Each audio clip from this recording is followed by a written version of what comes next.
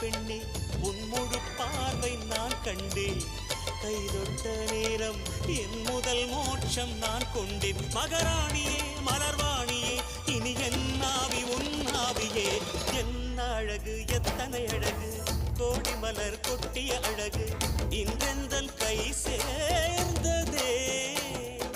சின்ன அழகு சித்திர அழகு சிறு நெஞ்சை கொத்திய அழகு இன்றெந்தன் தோள் சாய்ந்ததே.